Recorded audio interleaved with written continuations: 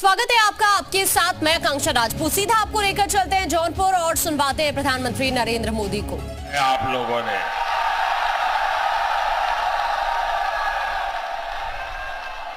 चार जून को जौनपुर में इतनी इमरती बटेगी कि सारे रिकॉर्ड टूट जाएंगे। भाइयों और बहनों, ये चुनाव देश के प्रधानमंत्री चुनने का अवसर है। अब ऐसा प्रधानमंत्री जो एक दमदार सरकार चलाए, जिस पर दुनिया रौब न जमा सके, लेकिन वो भारत के दमखम से दुनिया को परिचित करवाए।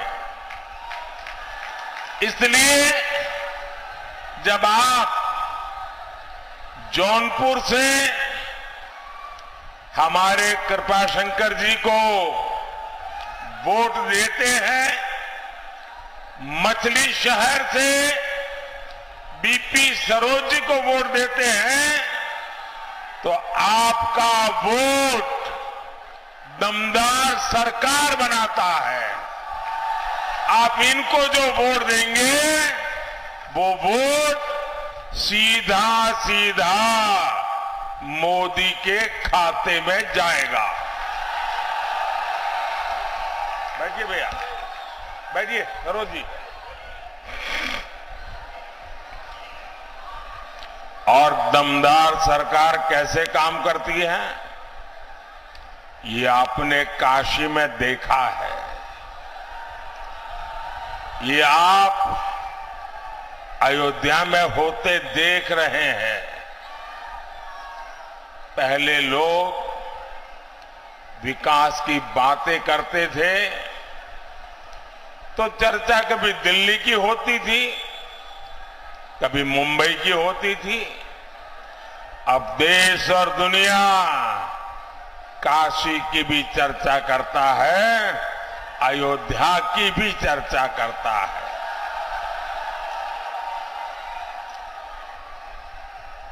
भाइयों बहनों, इतनी बड़ी तादाद में आपका आना, उसमें भी मैं देख रहा हूं चारों तरफ मुझे माताएं बहनें के दर्शन हो रहे हैं। ये मेरा बड़ा सौभाग्य है कि इतनी बड़ी मात्रा में माताएं बहनें इस लोकतंत्र के उत्सव को मना रही है, उसका नेतृत्व कर रही है। और आपके आशीर्वाद, जीवन में और क्या चाहिए। मां बहनें, आपका आशीर्वाद ये मेरी बहुत बड़ी शक्ति बन गई है। साथियों, विकसित भारत बनाना ये मेरा प्रण है। और विकसित भारत का ग्रोथ इंजन पूर्वांचल होगा, पूर्वी भारत होगा। इसलिए जब मैं एक्सप्रेसवे बनाता हूं तो जौनपुर वालों को बड़ा लाभ होता है। जब मैं बनारस के हवाई अड्डे को अपग्रेड करता हूं तो भी यहां के लोगों को फायदा होता है। ये पूरा क्षेत्र हेल्थ और एजुकेशन, शिक्षा और स्वास्थ्य का एक बड़ा मजबूत हब बन रहा है। आने वाले 5 सालों में मोदी योगी पूर्वांचल की तस्वीर और तकदीर दोनों बदलने वाले हैं। साथियों, जौनपुर तो देश को आईएएस, आईपीएस देने वाला जिला है।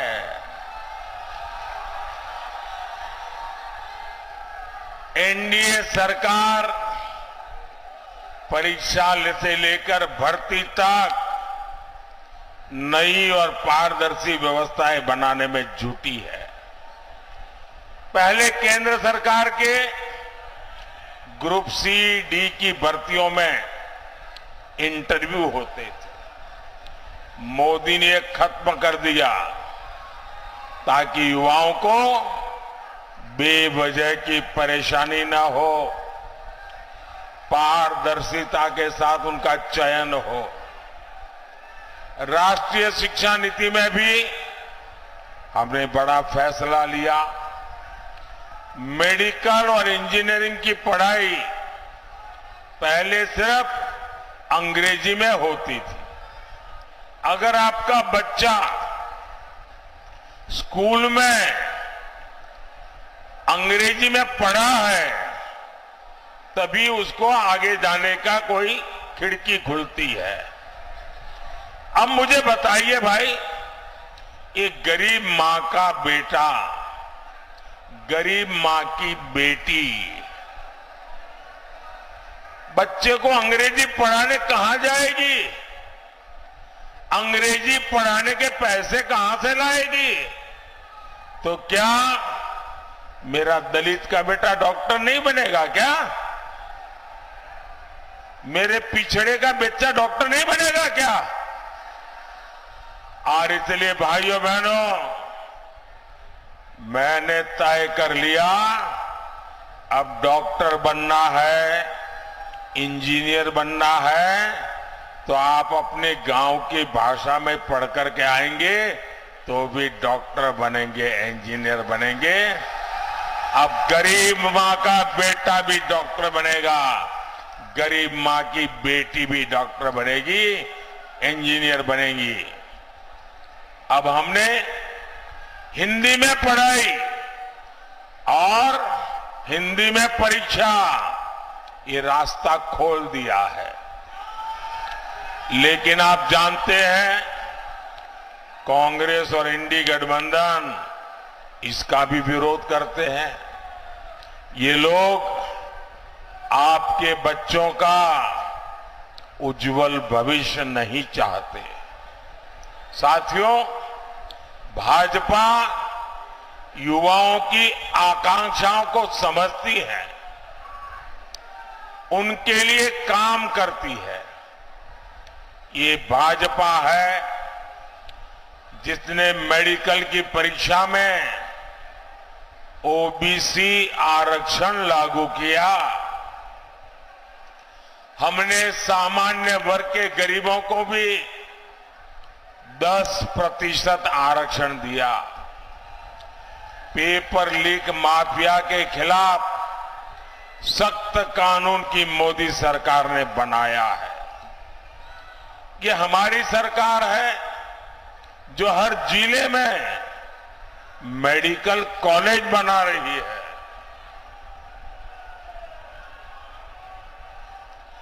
हम रिकॉर्ड संख्या में आईआईटी, आईआईएम, एम्स बना रहे हैं और इस महाअभियान का सबसे ज्यादा फायदा युवाओं को मिल रहा है। भाइयों और बहनों, इस चुनाव में देश के सामने दो मॉडल है। एक तरफ हम लोग हैं, मोदी है, भाजपा है, एनडीए है। हम लोगों का रास्ता क्या है? हम लोगों का रास्ता है संतुष्टिकरण, हर किसी को संतुष्ट करना, संतोष देना। और दूसरी तरफ सपा हो, कांग्रेस हो, घमंडिया गठबंधन हो, उनका मॉडल है तुष्टीकरण, अपीजमेंट। देश में जब सपा कांग्रेस का तुष्टीकरण मॉडल चलता था तो सिर्फ और सिर्फ कुछ परिवारों का ही लाभ हुआ। सामाजिक न्याय पर, उस नाम पर गरीब, दलित, पिछड़ों के साथ छल हुआ है, छल, अपराध हुआ है।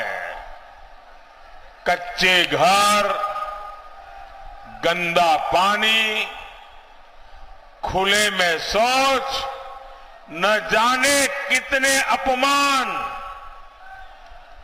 बिजली, गैस का अभाव। जरा कोई इस बच्चे से फोटो ले लीजिए, उस बच्चे को इतने प्यार से आया है। बेटे थोड़े आगे आ जाओ तुम, बेटा आगे आ जाओ थोड़ा। जरा एसपी जी वाले आप उसको बेचारे को परेशान मत करो। देखिए कितना बढ़िया स्केच बना के लाया है, वाह। खुद बनाते हो बेटा, खुद बनाते हो? हैं? तो अच्छा, पीछे तुम्हारा नाम लिखा है? पीछे तुम्हारा नाम पता लिखा है? हाँ, तो मैं चिट्ठी लिखूंगा तुझे।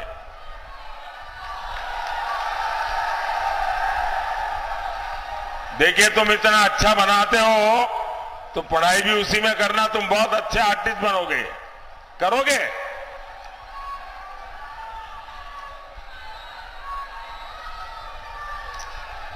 साथियों, गरीब को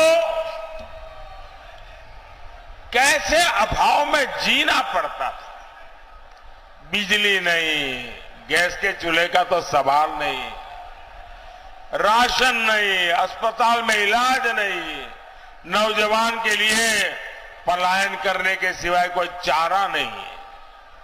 और वो वहां जहां जाते थे वहां भी चैन से नहीं रह सकते थे। उनकी पीठ पीछे यहां दबंग माफिया घर और जमीन पर कब्जा कर लेते थे। जब वापस आते तो घरों पर कोई और बैठ जाता था। भाइयों बहनों, मोदी के संतुष्टिकरण, सेटिस्फैक्शन, संतोष वाला मॉडल ने ये स्थिति बदल दी है। यूपी में भाजपा ने जमीन माफिया, ये जो उद्योग चल रहा था ना, जमीन माफिया की कमर तोड़ दी है, कमर।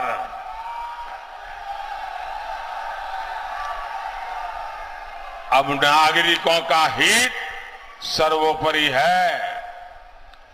जो जौनपुर में राशन कार्ड बना है, अब उसी पर मुंबई जाओ, सूरत जाओ, हैदराबाद जाओ, मुफ्त राशन उस पर मिल जाएगा।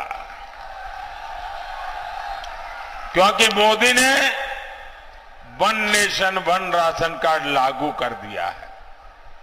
यहां यूपी में 50 लाख पक्के घर लाभार्थियों को मिल चुके हैं। इसमें से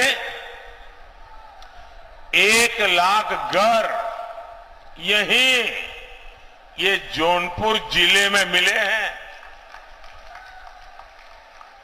अब 1 लाख घर एक जिले में, मुझे बताइए हर मां मोदी को आशीर्वाद देगी कि नहीं देगी?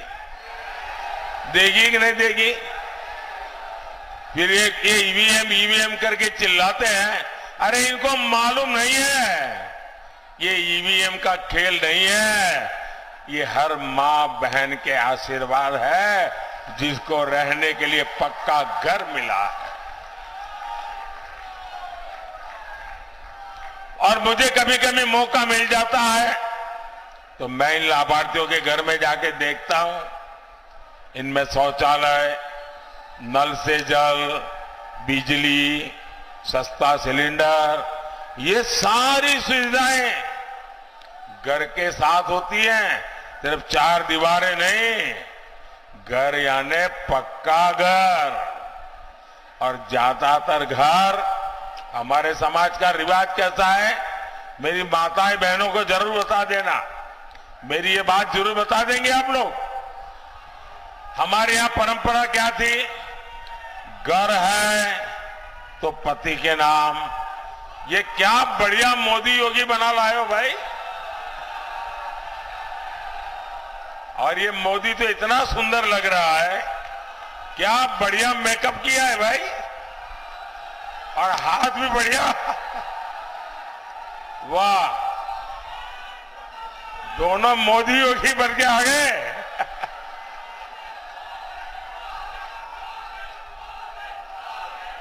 शाबाश शाबाश, बहुत बढ़िया किया आपने। देखिए सब अखबार वालों की नजर मेरे से हट गई, आप पर आ गई। बढ़िया है, वाह। ये मोदी को तो हाथ हिलाना भी आ गया है।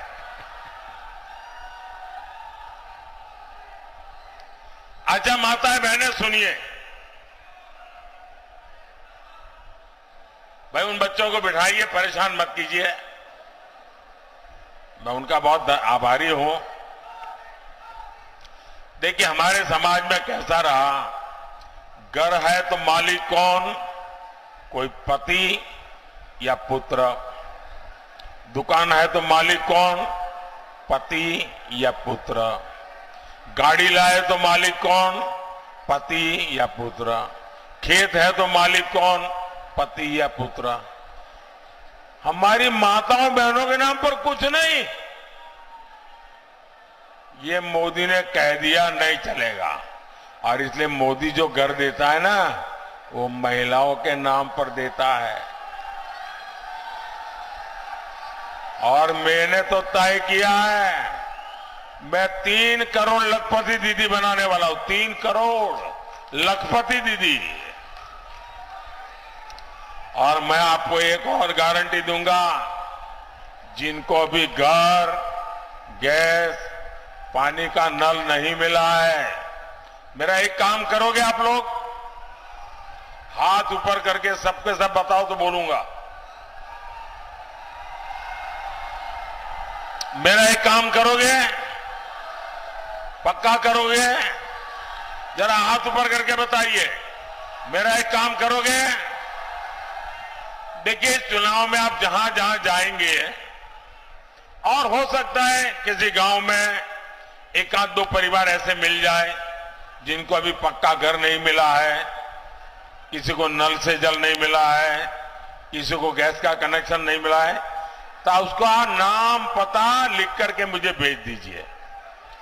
और उसको कह देना कि मोदी जी ने गारंटी दी है कि 4 जून के बाद जब तीसरी बार सरकार बनेगी तो जिनको अभी घर मिला नहीं उनको मिल जाएगा, जिनको गैस नहीं मिलेगा मिल जाएगा। ये मेरा काम करोगे? मुझे सबको देना है, क्योंकि मेरे लिए तो ये माताओं बहनों की पूजा है, भक्ति है मेरी। ये भक्ति मैं करूंगा और प्रसाद में चढ़ाऊंगा उनके लिए पक्का घर। ये मेरी भक्ति है। साथियों, अब मोदी ने और एक काम तय किया है। मैंने तय किया है कि आपका जो बिजली का बिल है ना घर में, अब मोदी ने बिजली तो दी, लेकिन लोग आके भड़काते हैं, देखो बिजली दी क्या मिला, इतना बिल दिया मोदी ने। तो अब मैंने कह दिया है, अब मोदी ने बिजली तो दी, अब बिल भी मुझे 0 करना है।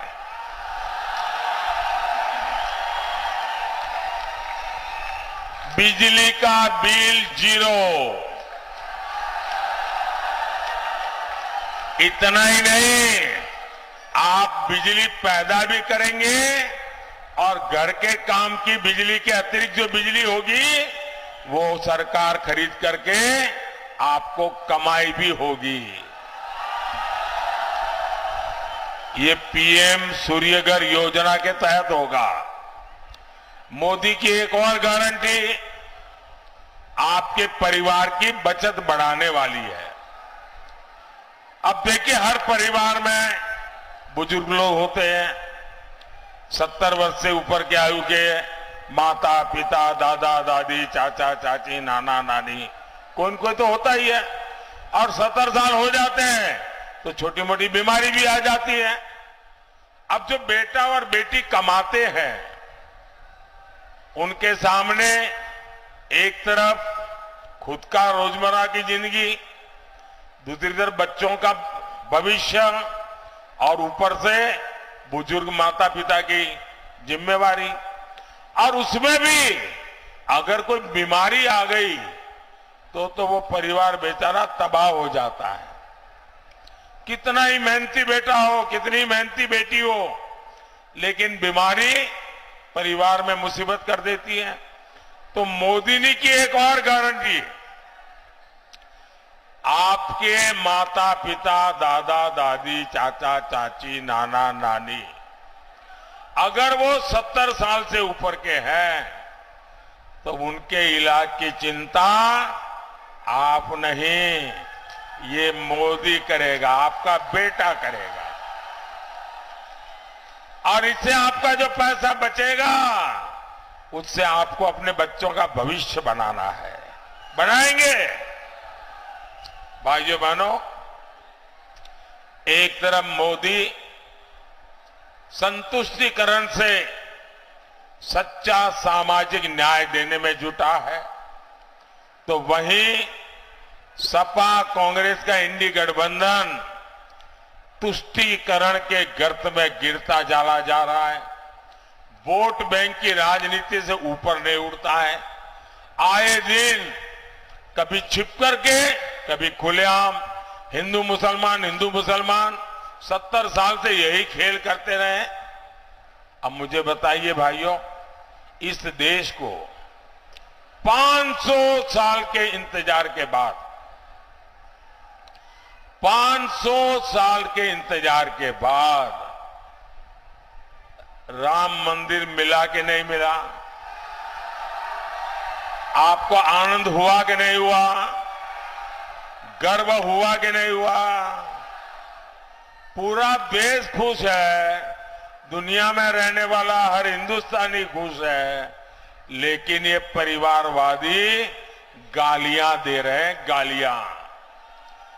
सपा के शहजादे, उनके एक चाचा, वो तो राम मंदिर को कहते हैं बेकार है, बेकार। ये सपा के शहजादे काशी का मजाक उड़ाते हैं। साथियों, अपने वोट बैंक को खुश करने के लिए ये लोग हर हद पार कर रहे हैं। अब मुझे हैरानी है, 21वीं सदी और ये 3 तलाक का झंडा लेके घूम रहे हैं। ये माताओं बहनों के साथ जुल्म हो रहा है, ये समझने को तैयार नहीं। क्यों? वोट मिलता है। ये आर्टिकल 370 जो हटाया हमने, देश का संविधान पूरे देश में लागू किया, अब कहते नहीं, हम 370 की दीवार फिर से बना देंगे। ये धर्म के आधार पर देश में आरक्षण की वकालत करते हैं। ये देश का संविधान बदलकर SC, ST, OBC को जो आरक्षण मिला है उसका हक छीनना चाहते हैं, डाका डालना चाहते हैं। और ये काम उन्होंने कर्नाटक में कर दिया।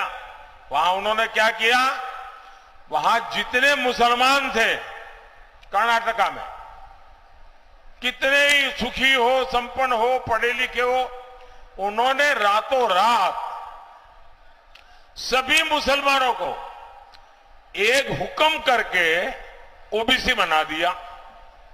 ऐसे क्या हुआ, जो OBC को आरक्षण मिला था उसमें बहुत बड़ा डाका डाल दिया। रातों रात आरक्षण का 2 हिस्से हो गए, एक हिस्सा उनके पास चला गया और बाकी जो इतने सालों से OBC का आरक्षण था वो बेचारे रोते रह गए। और ये पूरा मॉडल पूरे देश में लागू करना चाहते हैं। भाइयों बहनों, मैं भी आप ही के बीच में से निकला हूं। क्या मेरे जीते जी ये कर पाएंगे? क्या मेरे जीते जी ये OBC का आरक्षण छीन पाएंगे? क्या मेरे जीते जी ये एससी का आरक्षण छीन पाएंगे क्या? मेरे जीते जी एसटी का आरक्षण छीन पाएंगे क्या? भाइयों बहनों, मैं जिंदा हूं ना, तब तक मैं इनको ये राजनीति नहीं करने दूंगा। अब आपने सुना होगा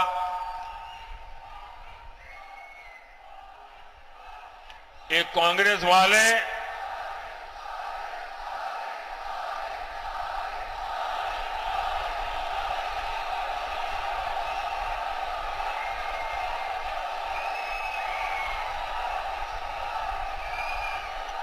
कांग्रेस वाले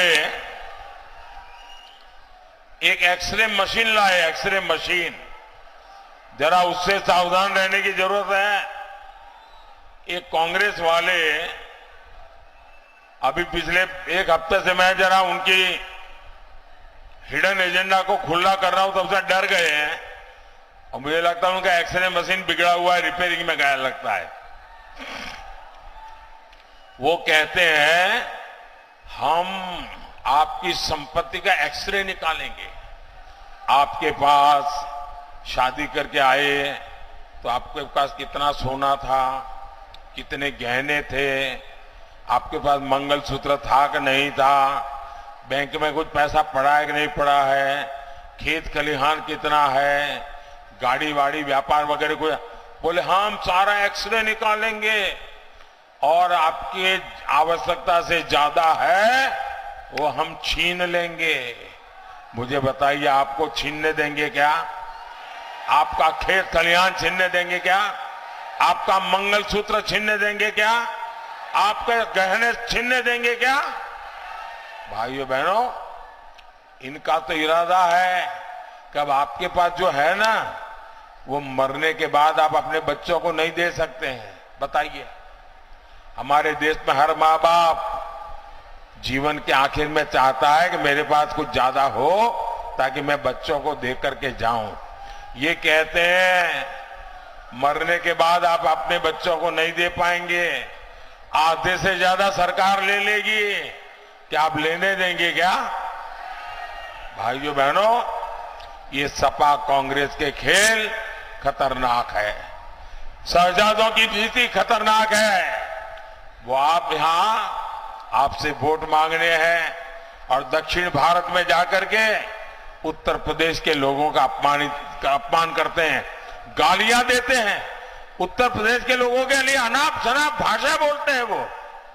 ये लोग सनातन धर्म को गालियां दिलवाते हैं। इनके साथ ही डीएमके के लोग हो, केरल में लेफ्ट के लोग हो, कर्नाटक और तेलंगाना कांग्रेस के लोग हो। जब वो दल यूपी के लोगों को गालियां देते हैं तो सपा कांग्रेस वाले अपने कान में रुई डाल देते हैं। क्या यूपी के लोगों को गाली देने वाले इंडी गठबंधन को आप माफ कर देंगे क्या? हम उत्तर प्रदेश के लोगों को गाली देने वालों को माफ कर देंगे क्या? साथियों, विकसित भारत के लिए हमें भाजपा को जिताना है, हमें भारत को मजबूत बनाना है। ये बतावा हम यहां से जीत के लिए आश्वस्त हो के जाए ना? बोला? अरे फिर से बोला। मछली शहर में भी कमल के फूल खिली ना? बोला खिली ना? यही जोश है जिसके चलते फिर एक बार देश कह रहा है, फिर एक बार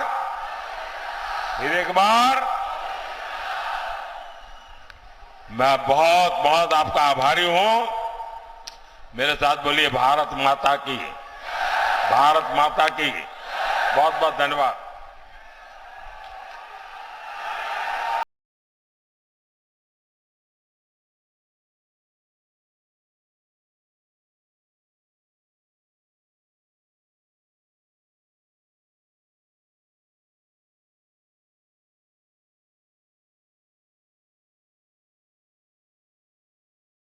मोदी मौजूद है, जनसभा को संबोधित उन्होंने यहां पर किया है। साथ ही विपक्ष पर भी निशाना साधते हुए प्रधानमंत्री नरेंद्र मोदी ने तमाम बड़ी बातें कही हैं, देश के विकास को लेकर जो तमाम बड़ी उपलब्धियां रही हैं उनका बखान मंच से किया और साथ ही जो बीजेपी के प्रत्याशी हैं जौनपुर से, उन्हीं के पक्ष में जनता से वोट की अपील की है। आने वाले भविष्य को देखते हुए भी उन्होंने जनता से फैसला लेने की बात कही और साथ ही विपक्ष पर जमकर निशाना साधा। समाजवादी पार्टी को घेरा, साथ ही कांग्रेस पर भी निशाना साधते हुए पीएम मोदी। हालांकि अब इसके बाद 2 अन्य जिलों में भी प्रधानमंत्री नरेंद्र मोदी पहुंचेंगे और वहां पर भी वो जनसभा को संबोधित करेंगे। लेकिन अभी तक जो तमाम बड़ी उपलब्धियां रही हैं बीजेपी सरकार की, उन सभी को गिनाते हुए मंच से पीएम नजर आए और जनता से वोट की अपील करते हुए प्रधानमंत्री नजर आए।